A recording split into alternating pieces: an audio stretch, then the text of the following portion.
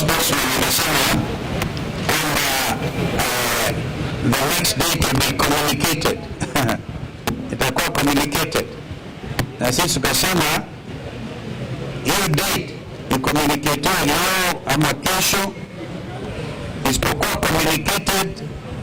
Hata kama kuna communication, tumeamua kwamba Ijumaa wiki hii tutarudi hapa. Therefore, if you want to communicate the date of the next meeting, it should be before Friday. Ikifanyika before Friday, tutakuja hapa. Kama ana communicate siku ingine, kwa sababu umuhimu wa jambo hili na wadi ambayo inazidi kutokana na excess use of police force, hatuwezi sisi tukavumilia kwa niaba ya wananchi wa Kenya ati mpaka mkuu wa polisi ataamua milele atakutana na viongozi ambao wako wanaheshimika na Kenya nzima. Sisi tunazungumza kwa niaba ya Wakenya wote. Kwa hivyo hiyo ndio ambayo tumeamua, na tunarudi hapa Friday na tutakuja na Wakenya wenzetu, tutakuja na wao hapa siku hiyo, kwa sababu hii inaonekana this type of obstinacy, this type of impunity can only be dealt with kupitia action ya wananchi wenyewe. Asanteni my friend.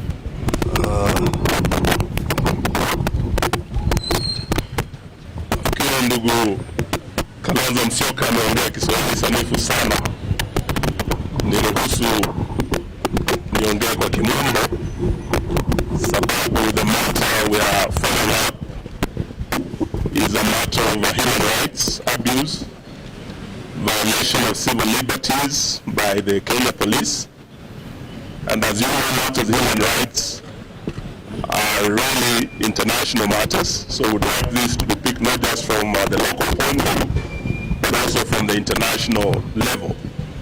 We were here on 30th of last month, and we were 7 party leaders representing other party leaders in the one-term movement. And we engaged the IG with the 2 DIGs and the entire leadership of our police on grave matters of violation of civil liberties, where the police are getting into unholy lands with guns. And what we have in place is a new phenomenon that's threatening our democracy and our national security, that instead of having a government that's accountable to the people, that respects human rights, we have a government where guns and government officers work hand in hand. There are instances where there are clear violation of human rights, particularly targeting His Excellency Rigathi Gachagua, the second Deputy President, and we have over 22 different incidences where the police and goons had attacked him and attacked all of us who were with him in various locations across the country. And the IG undertook that by today, the 16th, when we return here, we'll have a full report on action taken and remedial measures put in place to address the serious concerns that the entire leadership of the opposition had raised. We are here today, and the IG is not here. Not even DIG Langat is here. Not even DIG Masengeli is here. They're all taken off.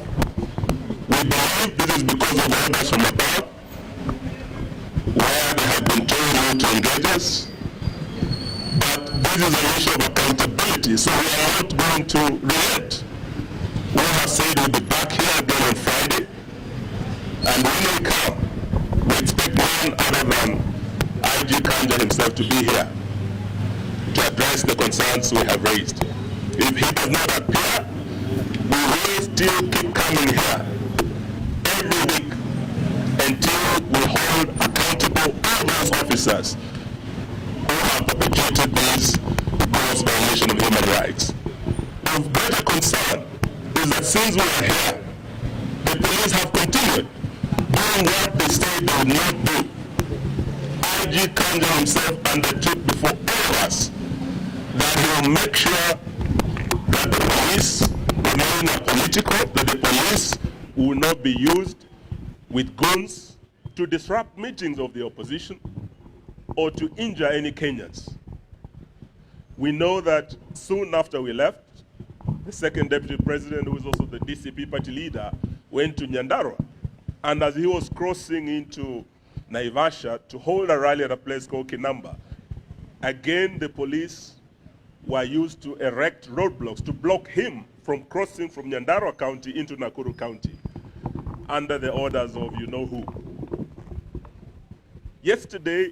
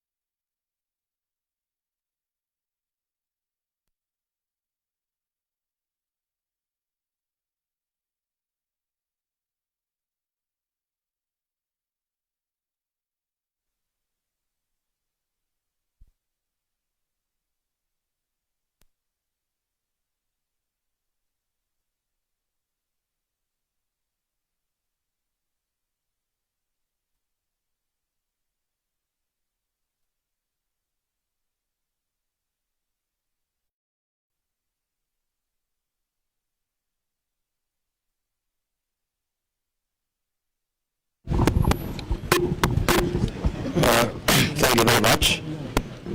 As you have been told, we are here to see the IG. He is the one who gave the appointment, and shortly before we arrived, he took off to avoid this meeting and purported to delegate the junior officer to talk to us, and we have declined. The main issue of this matter, the attack on the places of worship, is an act of terror. We cannot discuss with any other officer other than the AG himself, because he bears the greatest responsibility over security in our country. This meeting was scheduled by him. He did not even have the courtesy to tell us he will not be there, but he was instructed to take off shortly before we arrived. We have information from inside the police service that these investigations are complete. The 12 police officers who attacked us have been identified. They have been positively been located, that they are the ones who are in Witima. They have been located at the house of the local member of parliament where they took lunch after the attack. We also have information that the police actually want to prosecute these people, but William Ruto and Kipchumba Murkomen are insisting on a cover-up that these people should not face the law. This is very sad, and as my colleagues have said, we'll be back on Friday, and these people must face the law, and Kenyans will demand that they face the law. This is just the beginning now of pressure from the Kenyan people, because if you allow this impunity ahead of the general elections next year, there could be anarchy in this country.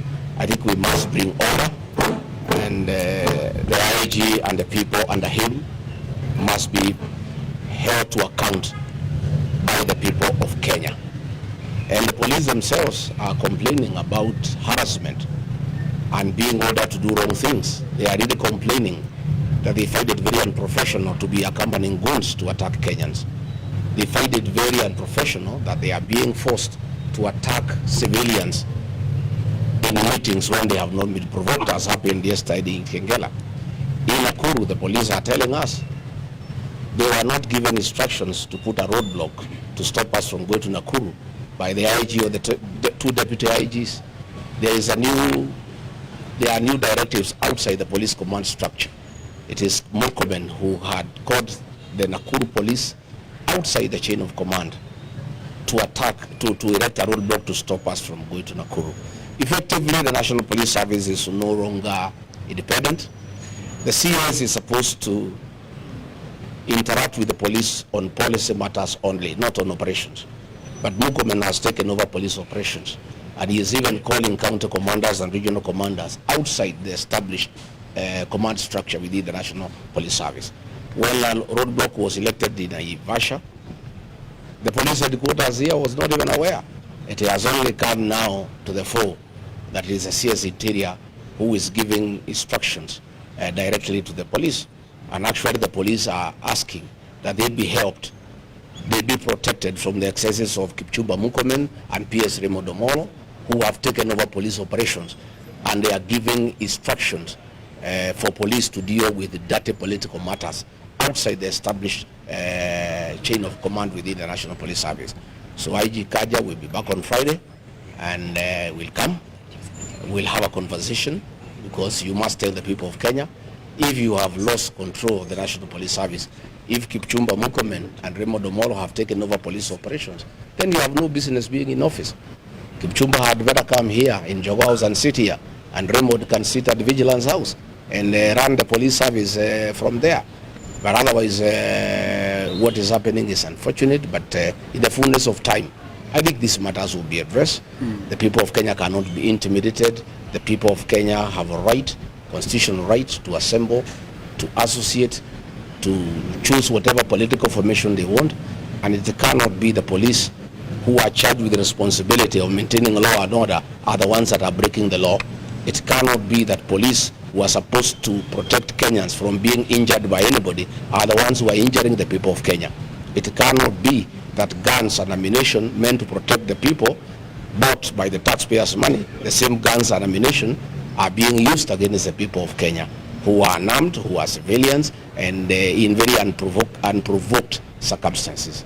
So thank you very much, Asanteni sana. Perhaps I could add. Let me add one thing. You recall that a letter was issued on behalf of all of us in the United Alternative Government by our sister Mother Karua on our behalf. And it does, basically, if you look at the wording of that letter, it makes reference to the fact that we shall escalate this matter beyond our borders, because as Mheshimiwa Eugene said, these are matters to do with human rights, and human rights are universal. The International Criminal Court is still in place, and the persons bearing the highest responsibility are the people who are addressed in that letter. So we are not joking. It's not a matter that William Ruto can sit pretty and pretend to brush or sweep under the table. It cannot go away. There's no way that the killings will continue in this country since the Gen Z revolution. That is the basic issue. We're combining all of that from 2023, 2024, and what is happening, including what happened yesterday in Kitengela. We're escalating it. Thank you. Just one question. Yeah, what question? This is in regards to the United Opposition agenda, in regards to integrity for beating the flag bearer. No. That one allows us not to deal with that now. Tafadhali. This is a critical matter.